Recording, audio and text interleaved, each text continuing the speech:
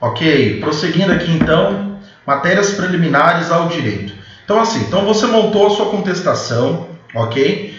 Entretanto, antes de você adentrar o mérito, ou seja, você discutir o que efetivamente a parte contrária trouxe, né, de elementos contra o seu cliente, existem situações em que o fato dele deixar de cumprir com alguma formalidade determinada pelo código, ou o fato de existir algum vício insanável no processo, pode ocasionar do processo ser extinto sem resolução do mérito, o que é um ganho de causa para você e para o seu cliente. Tudo bem? Lembrando que aqui nós estamos defendendo o réu. Então, você analisou o processo e verificou que existem nulidades, existem falhas, algo não foi não está devidamente compreensível, faltou legitimidade, faltou interesse de agir, existem vícios insanáveis, vícios que o juiz não pode dar uma colher de chá aqui e deixar o autor arrumar o processo. Então, por esse motivo, você vai trazer essas preliminares antes de adentrar o mérito, tudo bem? E essas preliminares estão descritas lá no artigo 337 do CPC. O inciso primeiro, então, pessoal, nos traz a ideia, né, nos traz da alegação de inexistência ou nulidade da citação. Pessoal, você vai argumentar isso toda vez em que o seu cliente não foi citado. Ocorreu alguma situação específica em que a citação do réu não ocorreu. Professor, me dê um exemplo. Vamos imaginar, lembrando que a citação em via de regra, né, pelo nosso ordenamento, ela é realizada pelos correios, diferentemente da intimação, que a intimação sim é realizada pelos meios eletrônicos. Bom? Então assim, foi encaminhado a citação no endereço X lá do autor, do réu. Ok? Chegou o correio entregou lá para uma pessoa. Vamos dar um nome aleatório, João. Entregou lá para o João, falou, olha, isso aqui é uma citação do Bento. O João falou, não conheço o Bento, mas está aqui, então tá bom, vou receber. E ele recebe a citação. Ok? Tranquilo? Volta para o processo, é anexado, ocorre audiência, o réu não comparece, ok? Já leva ali uma multa, lembra? Multa de ato atentatório à dignidade da justiça, 2%, artigo 334. E aí, passa o prazo de 15 dias e ele não apresenta a contestação. E aí, então, o juiz lhe decreta a revelia, artigo 344. Não apresentou contestação, além da multa pelo ato atentatório, tomou aí uma revelia no processo. Acontece que o João vai prestar um concurso público e aí ele começa a fazer uma varredura, se existe algum processo em nome dele, tal, e encontra este processo em andamento, ok? Ainda em curso. E aí ele verifica que ele não foi citado, que aquele endereço que tinha sido encaminhado a correspondência, ele não mora mais lá, ele mudou, ele saiu de lá, faz tempo, e ele tem como provar isso. Como que ele prova isso? Através do distrato, através do novo contrato de locação, ou através do novo contrato de financiamento da casa própria, né? Que ele está morando em outro lugar. Então, esta pessoa que recebeu lá esse documento agiu de má fé, tá? Mas ele não pode ser prejudicado por conta disso. Então, o que ele vai alegar? Ele vai alegar nulidade de citação, requerendo, então, que seja-lhe concedido o prazo para que seja apresentada a contestação dentro do prazo correto. Tudo bem? Ressaltando que o seu comparecimento espontâneo no processo supre, então, a nulidade e, a partir de então, começa a correr o prazo para ele apresentar a defesa e seguirem adiante do processo. Beleza? O inciso 2 cuida da possibilidade, né, de você apresentar uma exceção de incompetência absoluta ou incompetência relativa. Nós já estudamos competência, né, e a falta dela, que se chama incompetência. A incompetência absoluta pode ser em razão da matéria, em razão da função, em razão da pessoa. Já estudamos as 3 possibilidades, né? O juiz do trabalho não pode conhecer de matéria civil, o juiz civil não pode conhecer de matéria penal, o juiz estadual não pode conhecer da matéria de juízo federal, tá? Salvo vara única, comarca de vara única. Exemplo, Feliz Natal, acho que Vera também, né? são comarcas em que a vara é única, então o juiz ele tem autonomia e competência para conhecer de todas as matérias, ok? Em razão da função, nós já discutimos situações como essa, envolvendo o conhecimento da ação. O juiz que conhece a ação principal, né, o juiz devidamente competente para conhecer a ação principal, ele conhecerá todas as causas incidentais atinentes àquele processo. Então, o juiz que conhece da execução será o juiz competente para conhecer dos embargos de terceiros, da exceção de pré-executividade, do embargos do devedor, né, embargos de execução, tudo bem? E com relação à pessoa, quando o juiz é competente para conhecer de todos os processos envolvendo uma determinada pessoa. Exemplo aqui em Sinop, a nossa 6ª Vara Civil, né, dirigida aí pelo Dr. Mirko Vincenzo, tá? Em que ele conhece de todos os processos em que envolva a Fazenda Pública Estadual, Governo do Estado do Mato Grosso, Fazenda Pública Municipal, município de Sinop, tá? Então, toda vez que ocorrer alguma incompetência absoluta em razão da matéria, função ou pessoa, você vai abrir um tópico preliminar dentro da sua contestação e vai informar: juiz, o senhor não é competente para conhecer essa matéria. Ah, mas por quê? Porque é uma matéria que atinente à matéria responsabilidade civil e não é matéria trabalhista, por exemplo. Imagina se você faz uma contestação em âmbito de direito de trabalho e o suposto reclamante está pedindo reconhecimento de vínculo. Porém, existe um contrato de prestação de serviço, um contrato de empreitada em que configura ali uma relação comercial e não uma relação de trabalho, tudo bem, de trabalho e emprego. Então, por esse motivo, o juiz do trabalho não é competente para conhecer em razão da matéria. Professor, o que vai acontecer com esse processo? Pessoal, pelo princípio da economia processual, eficácia processual, esse processo ele então será encaminhado para a justiça competente e lá o juízo competente vai dar o prosseguimento devido, tá? Ele não vai dar extinção do processo. Em via de regra, ele vai aproveitar os atos já realizados e vai encaminhar então para o juízo competente. Tá? A segunda situação então diz respeito à incompetência relativa, que diz respeito ao território e ao valor da causa. Já estudamos território, né? Artigo 46, a regra lá de bens móveis, artigo 47, que é uma exceção, né? Que diz respeito à incompetência absoluta, e as regras lá do artigo 53, todas já estudamos também. Então, toda vez que ocorrer alguma situação de incompetência em razão do território, você vai abrir uma preliminar dentro da sua contestação, chamada exceção de incompetência territorial, e aí vai descrever o porquê que é incompetência territorial. Vamos imaginar que um casal, tudo bem, moravam aqui em Sinop, tiveram 2 filhos, a esposa, divorciaram, separaram, tudo bem, a esposa voltou para a terra da sua mãe, lá em Porto Alegre, e o marido continuou, né, o ex-marido continuou aqui na comarca de Sinop. Qual é o foro competente para julgar esse processo de divórcio e partilha de bens? Artigo 53 lá do CPC, né? Será com quem se encontra com a guarda dos menores, neste caso, né? Então, o foro competente para conhecer esse processo é lá Porto Alegre, Rio Grande do Sul, e não aqui em Sinop. Mas vamos imaginar que o advogado do autor, malandro, né, dando uma despertão, ele vem e protocola o processo em Sinop.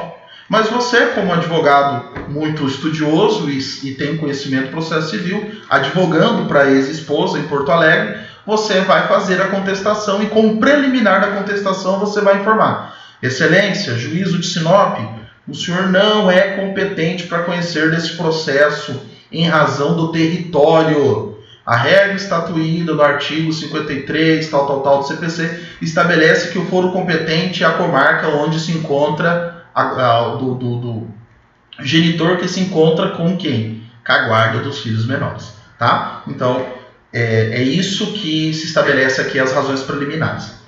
Inciso 3º, incorreção do valor da causa. Isso era estudado no antigo CPC como uma matéria incidental, tá? Era um processo em aparto, né? Era um processo que ia tramitar apartado aos autos, e ele ia estar em apenso, né? Lembra que eu expliquei para vocês? Ele está lá amarrado por um barbante, tá? E o juiz ia conhecer de forma separada. Hoje não, hoje é tratada, é estudada dentro da contestação, e você vai abrir no tópico também, informando que o autor não colocou o valor correto na causa. Ah, professor, mas o que muda isso? Muda muitas coisas. Primeiro, muda o valor das custas judiciais que ele deveria ter pago. Então ele vai ter que complementar o valor, ou se ele não conseguir complementar, a ação vai ser extinta. Muda também quando, do êxito da sua defesa, o juiz vai estabelecer os seus honorários, artigo 85 lá do CPC, com base no valor da causa. Então é importante sim que o valor da causa seja sempre o correto, o adequado. E lembrando que as regras sobre o valor da causa estão lá no artigo 292 do CPC, que nós já estudamos também recentemente. Inciso 4. Cuida da alegação de inépcia da inicial. Pessoal, nós já estudamos a inépcia, né? Artigo 330, parágrafo 1º. Ocorre a inépcia da inicial quando a petição é mal formulada, quando lhe falta pedidos ou causa de pedir, enfim, todas as situações descritas lá no parágrafo 1º. Toda vez que se verificar isso, né? Se verificar situações de uma petição mal elaborada, mal redigida, você vai abrir uma preliminar informando que existe uma inépcia. Você não está conseguindo entender o que o autor pretende com aquele pedido, ou com aquela fundamentação, ou com a ausência destes, né? Tudo bem? Os incisos 5, 6 e 7 tratam respectivamente de perempção, litispendência e coisa julgada. A perempção, pessoal, ocorre no artigo 486, parágrafo 3º, quando o autor ele dá a causa por 3 vezes a extinção da demanda por abandono da causa. O que é o abandono da causa, professor? São aquelas situações em que o autor deixa o processo. O juiz intima o autor para o autor se manifestar no prazo de 5 dias sobre documentos, isso, aquilo, informações, e o autor não o faz, ele simplesmente abandona a causa. Ele deixa o processo parado por mais de 30 dias sem dar justo motivo. O que o juiz vai fazer? Ele vai extinguir o processo. Porque ele vai verificar que o autor não tem interesse. Se ele tivesse interesse, ele dava devida atenção ao processo. Então, por ele não ter este interesse devido, vai ocorrer a extinção do processo por abandono de causa. Se esta causa for extinta por 3 vezes por abandono, ocorre o que chamamos de perempção. Ou seja, o autor não mais terá direito a ingressar com este processo. Tá? Então, ele não pode mais ingressar com essa demanda. E você, o advogado do réu, atento, vai verificar se ocorreram outros processos, ocorreram outras extinções, e vai informar o juiz, então, que ele não mais tem direito a questionar este mérito, né, questionar esses fatos, em razão de ter ocorrido o que chamamos de perempção. Litispendência. Pessoal, a litispendência ocorre quando idênticas as partes, a causa de pedir e o pedido. Impede-se, então, a propositura de uma segunda ação. O que acontece? Ocorrem situações em que a pessoa... acontecia muito antigamente, hoje nem tanto, né? Apesar de alguns advogados ainda realizarem de má fé, tá? O que é totalmente vedado no nosso ordenamento. Tá? É a possibilidade do advogado protocolar 3 vezes a mesma ação. Professor, mas por que ele faria isso? Para que cada processo caísse numa vara diferente. Um caiu na primeira, outro caiu na segunda, um caiu na terceira. E vamos imaginar que esse advogado então tivesse algum contato específico, algum acesso específico a alguma das varas, e aí ele ia lá e vinha impedir a extinção dos outros processos. Tá? Mas imaginando-se que ele não pede a tempo, e o juiz verifica-se que existem 3 processos da mesma natureza, os mesmos fatos, os mesmos fundamentos, os mesmos pedidos. O que vai acontecer? Litispendência. Vai ocorrer a reunião desses processos, né, por conexão, e o juiz vai extinguir os processos repetitivos por litispendência, porque já existe um processo tratando sobre o mesmo assunto, e obviamente este advogado que está agindo de má fé será representado junto ao Tribunal de Ética e Disciplina da OAB, tá? Vai responder um processo disciplinar lá na OAB pela má fé aí do ato, né? E a coisa julgada, vocês já estudaram, né? A coisa julgada faz parte lá do princípio da segurança jurídica, né? Lembrando que vocês já estudaram isso lá no primeiro semestre. O princípio da segurança jurídica é estatuído, né, pelo ato jurídico perfeito, coisa julgada e direito adquirido. Coisa julgada é aquele processo que já tramitou em juízo e já teve uma decisão com mérito, tá? E houve o trânsito julgado. Acabou. O trânsito julgado, ele traz um efeito, e esse efeito se chama coisa julgada. Então, não pode mais ser discutido judicialmente. Tá? O inciso 8º aborda a conexão, acabei até falando um pouco antes ali sobre a situação de litispendência, né? Quando ocorre ali, existem 2 ou mais ações tratando sobre um fato comum. Então imagine-se que o banco, você defendendo os interesses do seu cliente, entra com uma ação revisional bancária e esse processo cai na primeira vara civil. O banco, na sequência, entra com o processo de busca e apreensão, que cai na segunda vara civil. Como os processos possuem o mesmo objeto, o mesmo contrato, o certo é que eles sejam decididos em conjunto. Então, havendo aí o que chamamos de conexão. Lembrando que o juízo prevento, nós já estudamos, salvo o melhor juízo, artigo 59, é o juízo que primeiro, em que primeiro foi distribuído o processo. Então, se eu protocolei o meu processo primeiro está na primeira vara, significa que este processo de busca e apreensão que está na segunda vara terá que ser deslocado, né, encaminhado então para a primeira vara em razão da conexão existente. O inciso 9 fala sobre incapacidade da parte, defeito de representação ou falta de autorização.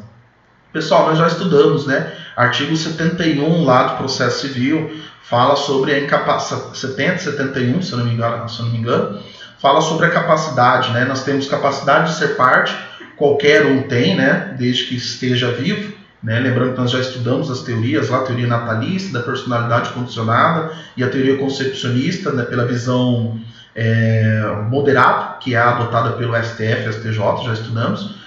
E nós vimos também que a situação em que a parte, vamos imaginar um menor aqui, Luiz Otávio.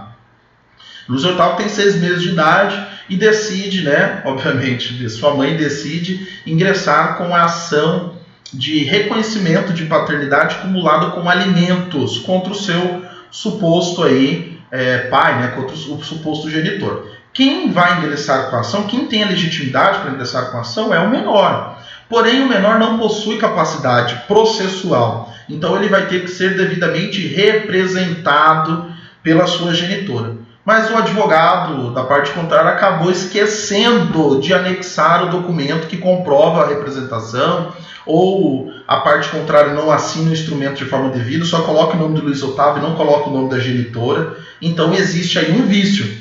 Só que esse vício, na verdade, não é um vício insanável, tá, pessoal? Na via de prática, você vai apresentar o vício, o juiz vai intimar a parte contrária para arrumar, né, consertar o vício e trazer, então, o documento aí que comprova a representação ou a capacidade da parte. Tá? O inciso 10, nas situações em que existe a possibilidade de convenção de arbitragem. Pessoal, a Lei 9.307/96, tá? É a lei que trata sobre arbitragem, é uma lei antiga, teve algumas alterações recentes, mas são situações em que matéria que envolve cunho patrimonial e as partes estabelecem a convenção de arbitragem sobre o assunto. E por esse motivo, em existindo um acordo escrito pelas partes, pela opção da convenção de arbitragem, o juiz civil não pode julgar esse processo. Ele não tem competência para isso. Tudo bem? Então, se a parte mesmo assim quiser ingressar com o processo, você obviamente vai abrir uma preliminar informando que existe uma convenção de arbitragem e por esse motivo esse processo não poderá ser julgado pelo processo, pelo juiz, né? Não será de competência jurisdicional, será de competência lá do árbitro que eles nomearam. Tudo bem? E o inciso 11 dispõe sobre a ausência de legitimidade ou interesse de agir. Lembrando que legitimidade e interesse de agir são as condições da ação que nós já estudamos lá no quarto semestre. Né? Legitimidade pode ser legitimidade ordinária, quando você mesmo atua em causa própria, defendendo interesses próprios. Legitimidade extraordinária, quando você atua em nome próprio, defendendo interesses de outro. Exemplo, Ministério Público, síndico, sindicato. Né? O interesse processual é o binômio formado pela necessidade e adequação. Eu tenho que provar para o juiz que realmente é necessário aquele processo, que eu busquei soluções administrativas, extrajudiciais e não logrei êxito, e que estou ingressando com a ação correta, com a ação adequada. Se não ocorrer isso da parte contrária, pessoal, você obviamente vai alegar como preliminar. Tudo bem? Vamos imaginar que o autor está entrando com o processo, mas ele não tem legitimidade. Tudo bem? O carro que ele está pedindo a indenização dos danos materiais é em nome de um terceiro. O carro não é dele. Então ele não tem legitimidade. Você vai alegar essa preliminar. Tudo bem? Ou ele ingressou com a ação incorreta, com a ação errada. Inciso 12. Falta de caução ou de prestação ou de outra prestação que a lei exige. Pessoal, nós vamos estudar isso com mais profundidade, vamos estudar isso, na verdade, com mais profundidade nos próximos semestres, em situações de processo, de procedimentos especiais, né? Ou em situações de pedido de antecipação de tutela, né? Existem algumas situações que a lei ela autoriza que algo seja deferido ou que seja antecipado, porém, para que isso ocorra, é necessário que você preste uma caução. O que é uma caução? Uma garantia. Então, vamos imaginar, doutor, excelência, eu vendi meu carro para o João não me pagou e eu quero uma cautelar de arresto ou de sequestro deste carro. Eu quero que esse carro seja apreendido e fique sobre a minha posse como garantidor fiel aí. Tudo bem? Como depositário fiel. O juiz falou, Edilon, legal, eu te concedo esse pedido, porém, eu quero que você preste uma caução no processo. Ou seja, eu quero que você preste uma caução no valor do veículo. Porque se você estiver mentindo e existir alguma perdas e danos da parte contrária, este veículo ele vai servir para pagamento futuro de algo que você pediu a mais ou pediu indevidamente. Tá bom? Então, se a parte contrária, essa parte autora entrou com processo, o juiz determinou a caução, ou o texto de lei determinava a caução e ele não o prestou, você vai abrir uma preliminar informando que não houve o preenchimento dos requisitos estabelecidos pela lei, pedindo que a extinção do processo. Inciso 13, indevida concessão do benefício da justiça gratuita. Pessoal, nós estudamos mês passado, artigo 98 seguintes, os benefícios da justiça gratuita e a quem ele se destina. Lembrando que, via de regra, hoje somente tem direito ao benefício da justiça gratuita aquele que recebe até 2 salários mínimos. Apesar que você vai encontrar algumas jurisprudências de até 5, tá? Mas o entendimento hoje majoritário é até 2 salários mínimos. Imagine-se que o autor pediu a justiça gratuita, o juiz no primeiro momento não tinha conhecimento aprofundado, deferiu, mas você é réu e você sabe que aquele autor é bem de vida e eles têm condições de pagar as custas judiciais do processo. E você então traz no processo todos os documentos que comprovam a qualidade de vida, inclusive fotos no Instagram, Facebook, padrão de vida, tá? Relatório de bens, de veículos em nome dele, e comprovando, trazendo argumentos e base jurídica para o juiz indeferir então o benefício anteriormente prestado. Lembrando que se o juiz constatar a má-fé do autor, ele poderá condenar o autor em até 10 vezes o valor que ele havia sido beneficiado pela justiça gratuita anteriormente deferida. Bom, pessoal, então eu vou encerrar aqui, mas esse para não ficar a aula muito longa, tá? E nós já voltamos ali em defesa de mérito.